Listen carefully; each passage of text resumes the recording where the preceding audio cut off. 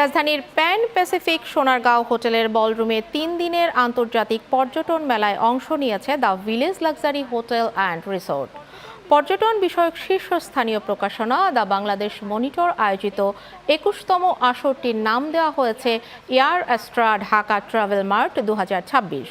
এবারের মেলায় বাংলাদেশ সহ Nepal, Thailand, Malaysia, Singapore, Saudi Arab, তুরস্ক, ভিয়েতনাম ও চীনের 50টিরও বেশি প্রতিষ্ঠান অংশ নিচ্ছে। মেলায় অংশ নেয়া রিমঝিম গ্রুপের প্রতিষ্ঠান the village luxury hotel and রিসোর্টের প্রতিনিধিরা জানান, অজস্র মূল্য ছাড় নিয়ে হাজির হয়েছেন এবং ব্যাপক সাড়া পাচ্ছেন। আমরা এখানে এসেছি গ্রাহকদের জন্য অনেকগুলো ডিসকাউন্ট অফার এবং প্রমোশনাল অফার নিয়ে। সাড়া পেয়েছি, অনেক গ্রাহক এসেছে এবং আমাদের এই গ্রাহক দেখে আমাদের মনে হচ্ছে যে আগামীকালকে আরও অনেক গ্রাহক আসবে এবং এই অনুষ্ঠান সাকসেসফুল বলে আমি মনে করি।